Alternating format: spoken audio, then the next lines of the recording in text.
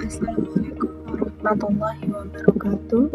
Saya Randa Amanda dari kelas Studi Masyarakat Indonesia, Senin pukul 10.40 dari Prodi Geografi.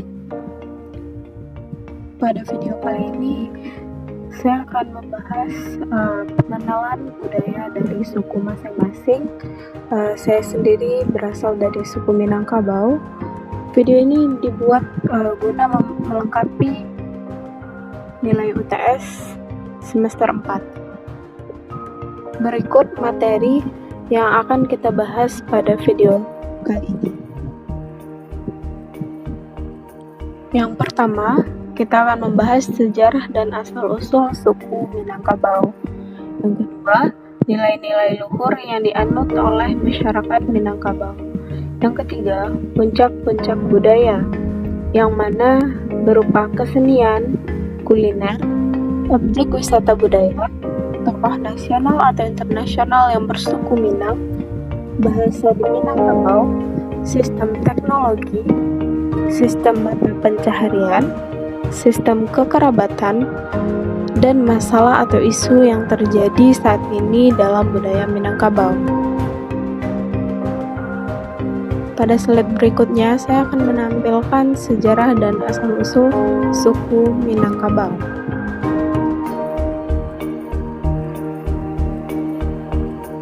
Sejarah dan asal-usul suku Minangkabau.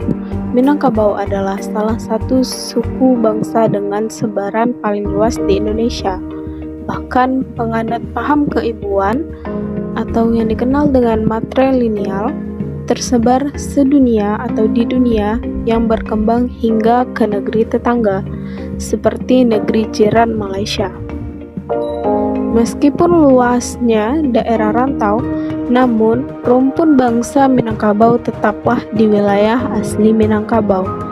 Wilayah asli Minangkabau ini terbagi menjadi 3. Yang pertama, wilayah rantau dan pesisir. Wilayah daerah ini merupakan wilayah daratan yang merupakan tempat awal mula orang Minangkabau berasal. Daerah ini biasa dikenal dengan sebutan Luha Nantigo. Daerah tersebut adalah Luha, sekarang disebut dengan kabupaten atau tanah datar,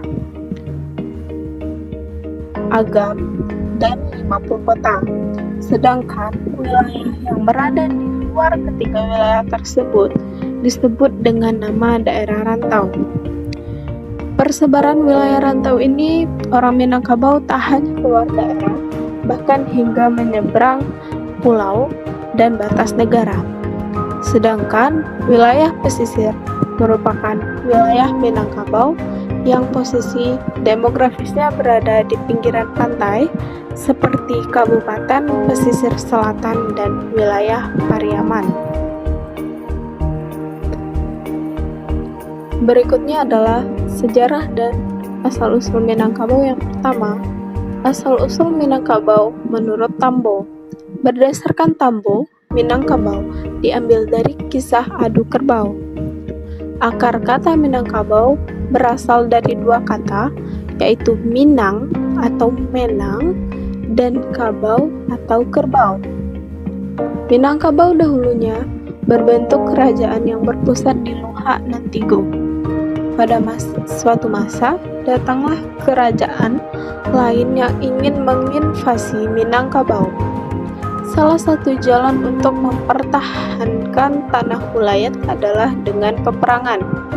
Namun, kemudian para nenek mama dan petinggi kerajaan mengadakan musyawarah mufakat menanggapi persoalan tersebut. Untuk menghindari pertempuran yang memakan banyak korban, masyarakat sekitar mengusulkan untuk diadakan adu kerbau.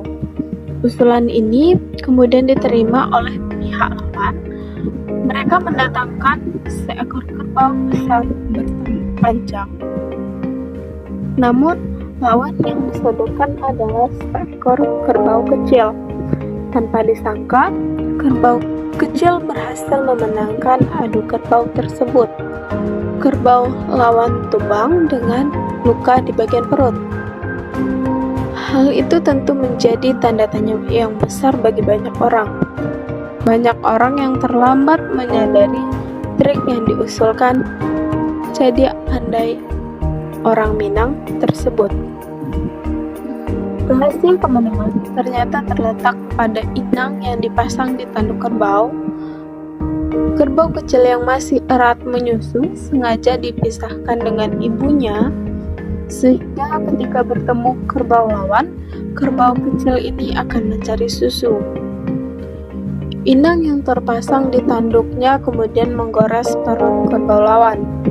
Kisah Tambo ini juga dijumpai dalam hikayat Raja Pasai, dan juga menyebutkan bahwa kemenangan itu menjadikan negeri yang sebelumnya bernama Pariangan menggunakan nama tersebut.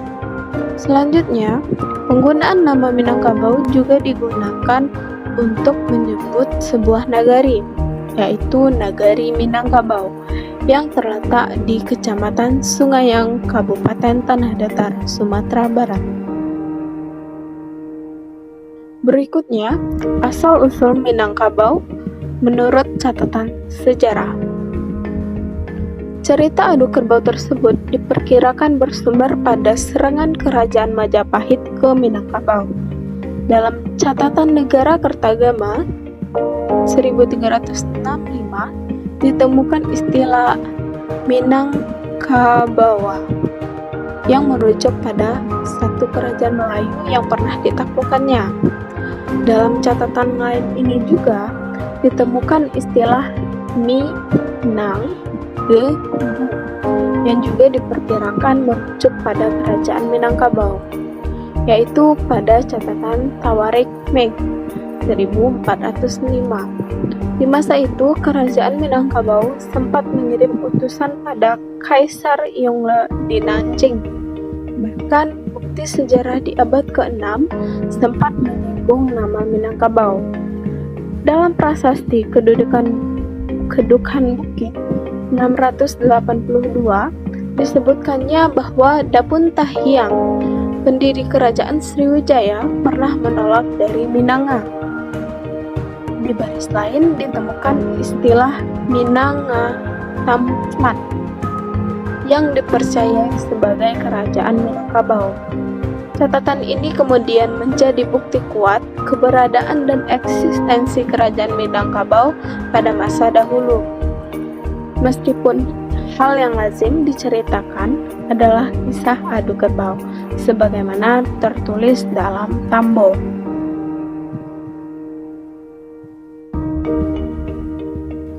Yang ketiga, asal-usul suku Minang.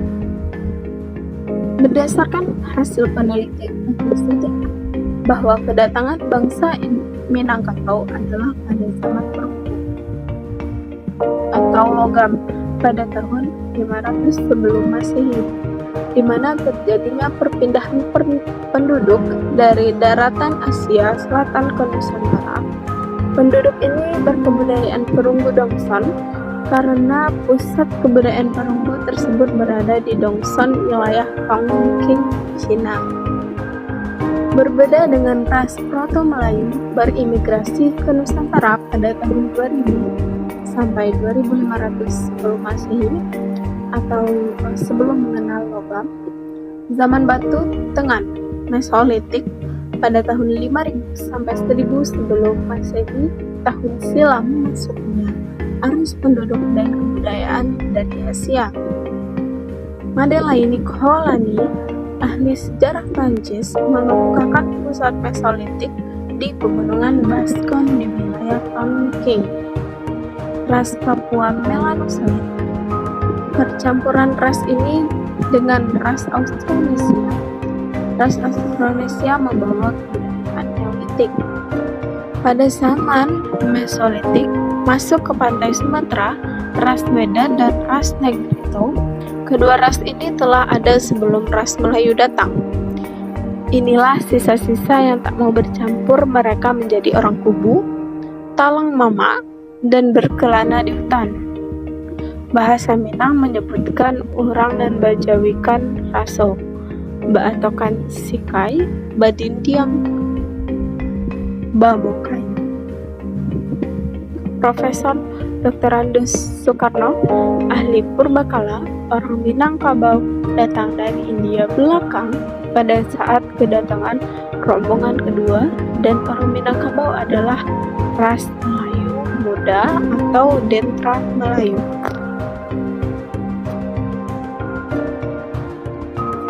Asal-usul Melayu dan Minangkabau. Profesor Dr. Hussein Maimar, guru besar antropologi Universitas Madras, menerangkan bahwa kata Melayu berasal dari bahasa Tamil.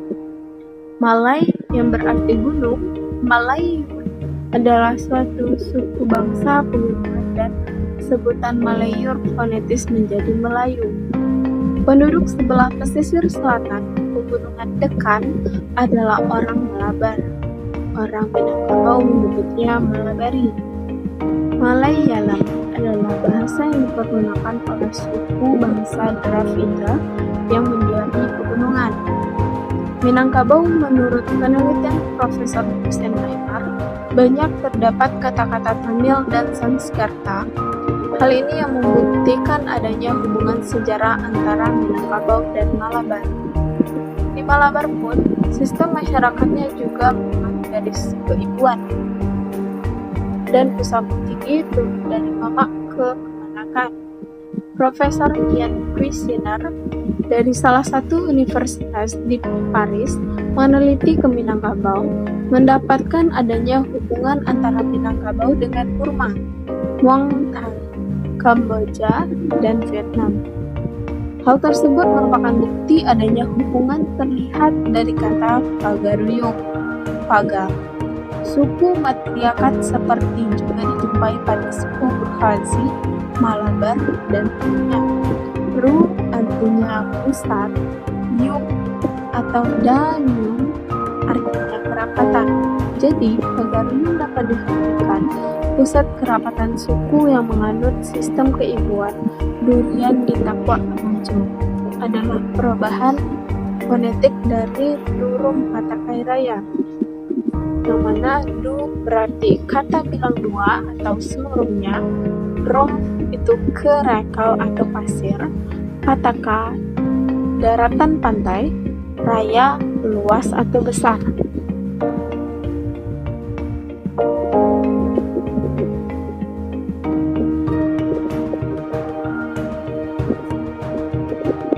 Masa sejarah digolongkan kepada masa setelah adanya tulisan pada benda peninggalan sejarah seperti prasasti, candi, dan sebagainya. Masa sejarah tidak sama untuk setiap suku bangsa.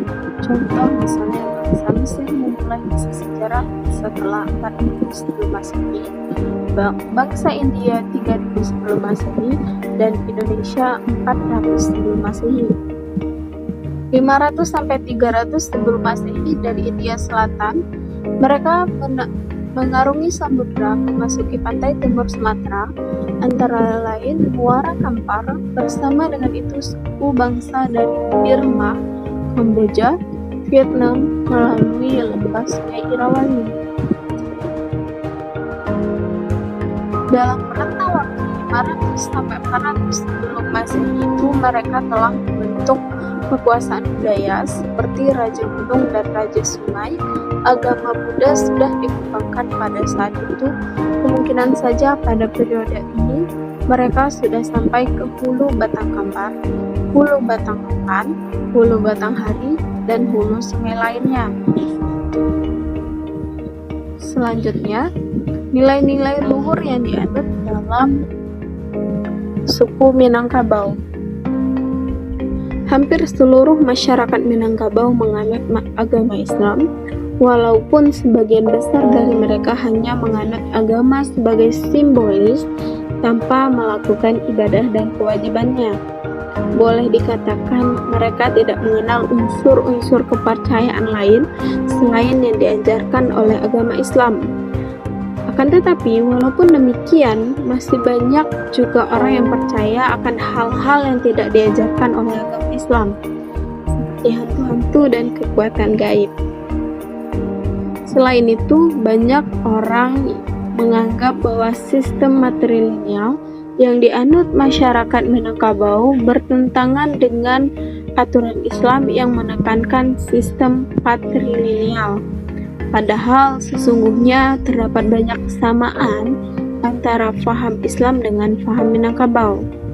Berikut contoh dari beberapa kesamaan faham Islam dan Minangkabau.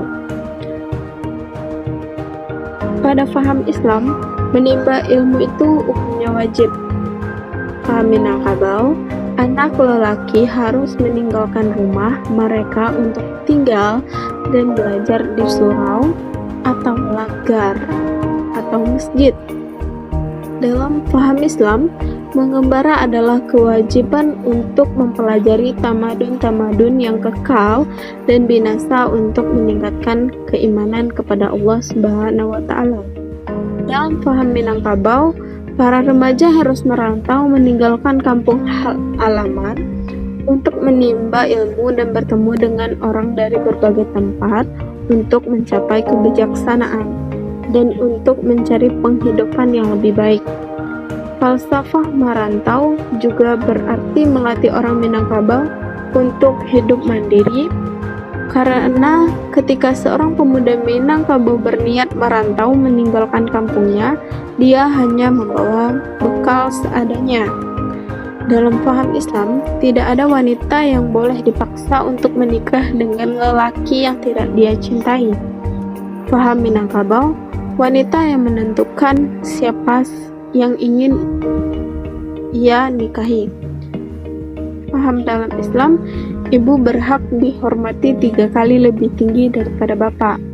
Paham Minangkabau, pondok kandung adalah pemimpin atau pengambil keputusan di rumah gadang, yang mana ciri-ciri Islam begitu mendalam dalam adat Minangkabau, sehingga mereka yang tidak mengamalkan Islam dianggap telah keluar dari masyarakat Minang. Selanjutnya itu mengenai puncak kebudayaan. Puncak kebudayaan yang pertama terlihat dari kesenian.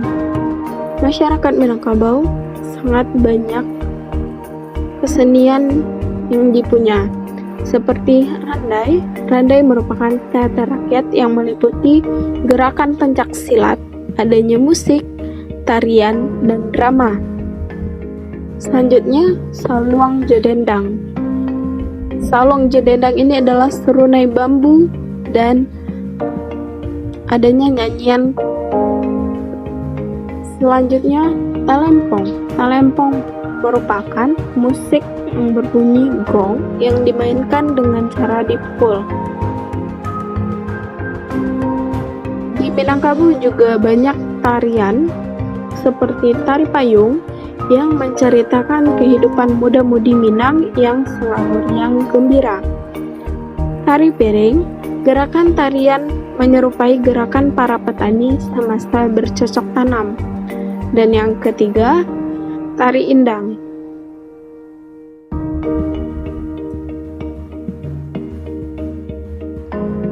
Kesenian selanjutnya yaitu pidato adat, yang juga dikenali sebagai sambah menyembah atau sembah menyembah, upacara berpidato yang dilakukan di setiap upacara-upacara adat seperti dalam rangkaian acara pernikahan atau barale, upacara pengangkatan penghulu, pencak silat, tarian yang gerakannya adalah gerakan silat tradisional Minangkabau. Bisa dilihat pada gambar yang sudah ditampilkan. Selanjutnya, upacara dan perayaan dalam Minangkabau seperti turun mandi. Turun mandi ini merupakan upacara pemberkatan bayi yang baru lahir. Yang kedua, sunat Rasul merupakan upacara bersunat bagi laki-laki yang akan memasuki usia remaja. Yang ketiga, barale merupakan upacara pernikahan di Minang. 4. Batagak Penghulu merupakan upacara pelantikan penghulu. Upacara ini akan berlangsung selama 7 hari di mana seluruh kaum kerabat dan ketua-ketua dari kampung yang lain akan dijemput. Selanjutnya, turun ke sawah. Turun ke sawah ini merupakan upacara kerja gotong royong yang dilakukan oleh masyarakat Minang. Yang selanjutnya, menyabi merupakan upacara menuai padi. Upacara ini juga dilakukan dengan bergotong royong. Selanjutnya, ma'anta pabukuan atau mengantar makanan kepada ibu mertua sewaktu bulan Ramadan. Selanjutnya, upacara tabui. Upacara tabui ini merupakan upacara perayaan Islam di Pariaman. Selanjutnya, tanah tasirah merupakan perlantikan seorang datuk atau ketua puak apabila datuk yang sebelumnya meninggal dunia. Membaki batang tarandam merupakan pelantikan seorang datuk apabila datuk yang sebelumnya telah meninggal 10 atau 50 tahun yang lalu. Jadi gunanya untuk mengisi jabatan yang telah kosong. Minangkabau atau Sumatera Barat juga mempunyai banyak kesenian kerajinan tangan seperti kain songket yang ditenun dengan tangan dan mempunyai corak rumit benang emas atau perak. Songket hanya dipakai oleh golongan bangsawan. Kehalusan dan corak songket menggambarkan pangkat dan kedudukan tinggi seorang pembesar. Kain songket bisa dilihat pada gambar pertama. Selanjutnya itu ada sulaman. Sulaman terdapat pada gambar kedua. Ukiran kayu. Ukiran kayu ini contohnya pada rumah gadang. Pada dinding-dinding rumah gadang itu terdapat ukiran kayu. Yang terakhir yaitu pahatan emas dan perak. Itu bisa dilihat pada gambar rumah gadang yang berwarna perak. Selanjutnya, Minangkabau mempunyai banyak kuliner yang sudah terkenal tidak hanya di Indonesia, bahkan sampai keluar negeri atau mendunia. Kuliner yang pertama yang paling terkenal dari Minangkabau yaitu rendang.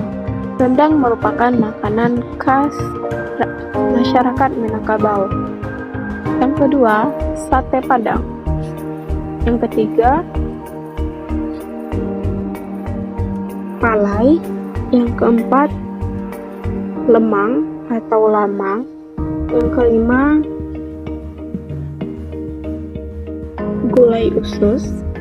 Yang keenam, gulai jariang atau gulai jengkol. Yang ketujuh, lontong sayur. Yang kedelapan, asam padeh. Yang kesembilan, lamang tapai. Yang kesepuluh ada lompong. 11 ada martabak telur. Ke-12 ada sambal lada hijau. 13 ada dendeng balado. 14 ada sambal lado. Ke-15 merupakan salah satu makanan kuliner yang terdapat di Minangkabau seperti langkitang. Selanjutnya ada serabi. Selanjutnya soto Padang. Dan yang terakhir merupakan jajanan-jajanan atau oleh-oleh khas dari Sumatera Barat atau Minangkabau. Objek wisata di Minangkabau sangat banyak sekali tentunya. Yang pertama ada wisata sebuah masjid. Masjid ini merupakan Masjid Raya Sumatera Barat yang terdapat di Kota Padang. Yang kedua, Lembah Harau yang terdapat di Payakumbuh. Yang ketiga, Jam Gadang yang terdapat di Bukit Tinggi. Yang keempat, ada sebuah pemandian kolam berenang atau waterboom.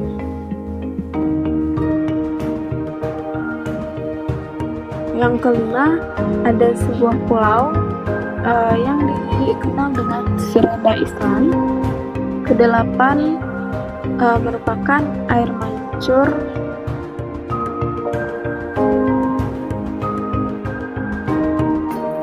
Selanjutnya ada Pulau Angso Duo, Kelok 9, Pantai Padang,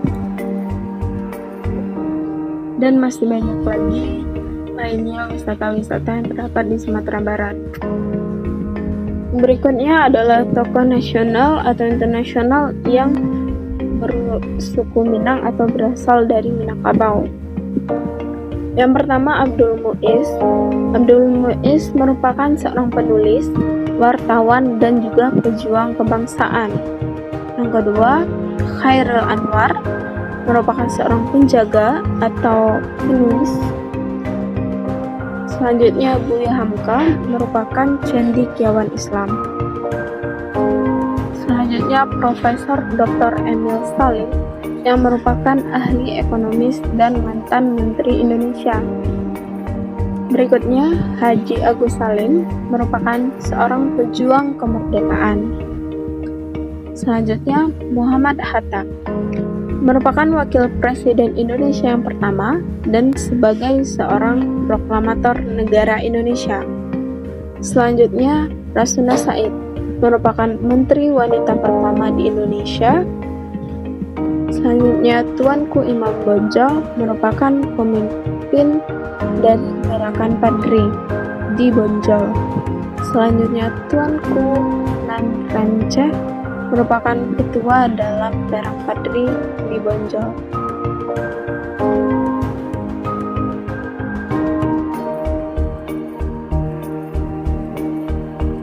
Selanjutnya, mengenai bahasa di Minangkabau.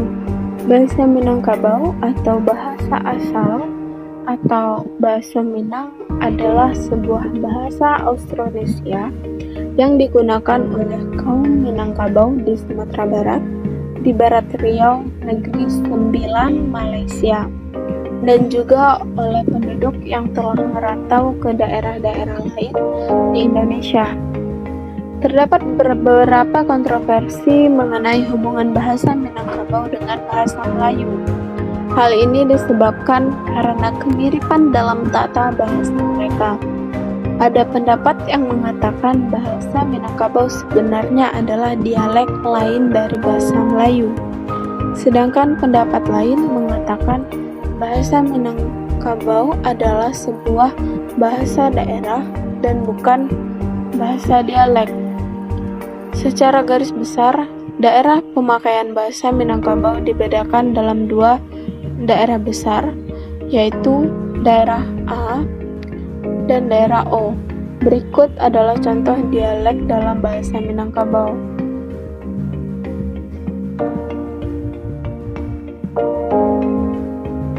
Selanjutnya, sistem teknologi.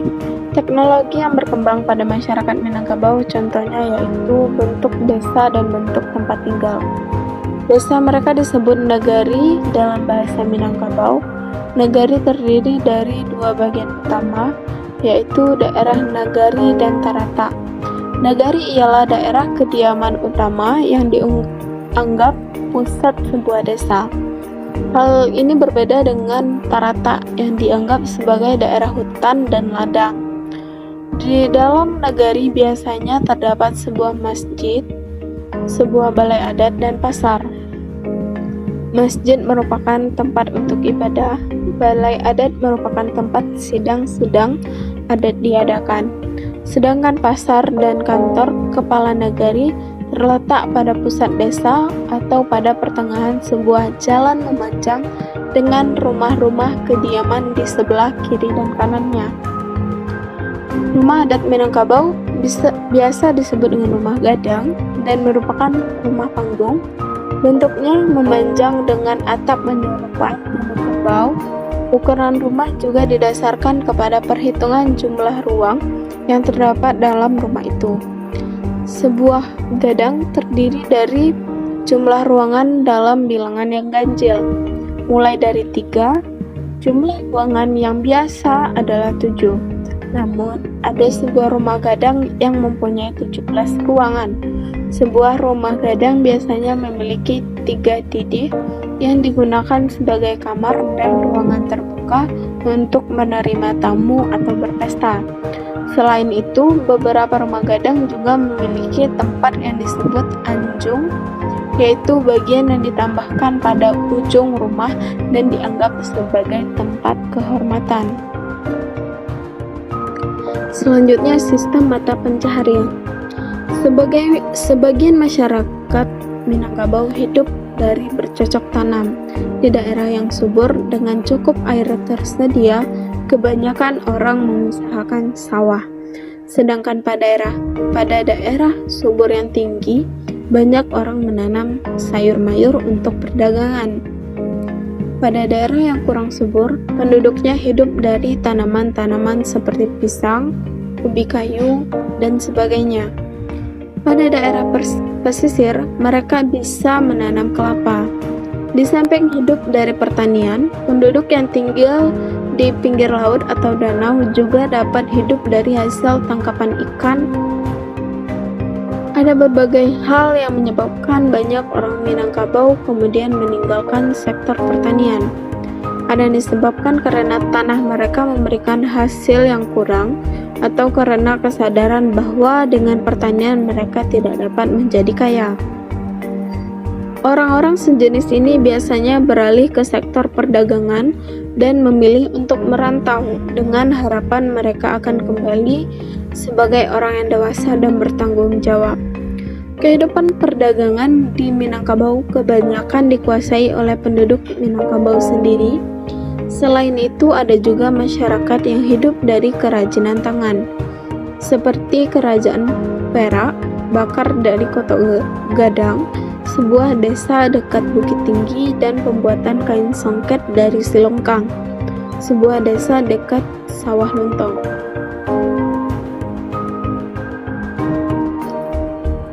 Selanjutnya mengenai sistem kekerabatan. Kelompok kekerabatan masyarakat Minangkabau yaitu Pari, Kampuang, dan Suku. Suku dan kampung dapat dianggap sebagai kelompok formal. Suku dipimpin oleh seorang penghulu suku, sedangkan kampung oleh penghulu andiko atau datuk kampung. Selain kelompok Parwi, Kampuang, dan Suku,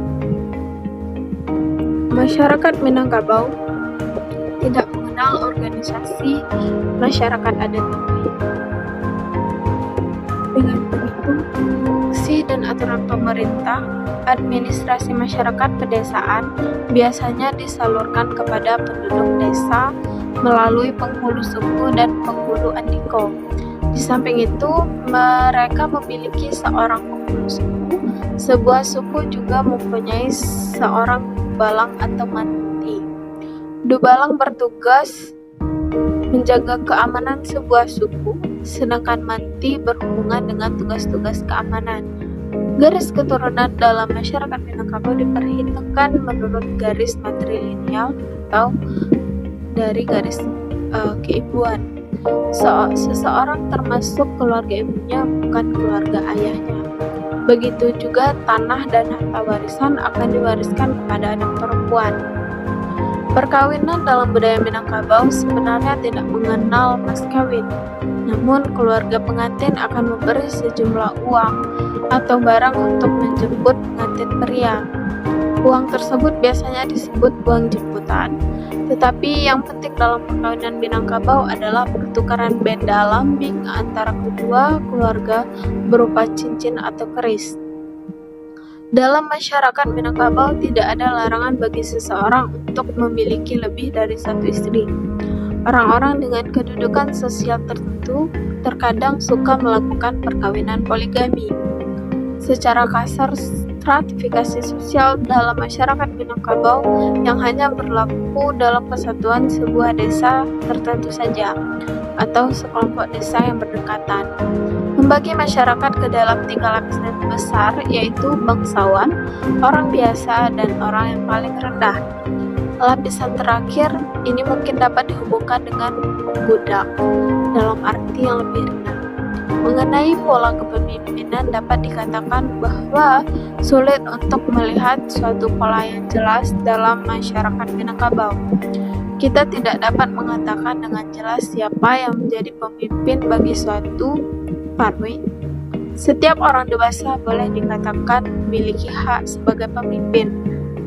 Perintah atau saran seseorang mungkin akan dituruti oleh anggota keluarganya, tetapi ini tergantung pada kewibawaan pribadi dari orang tersebut.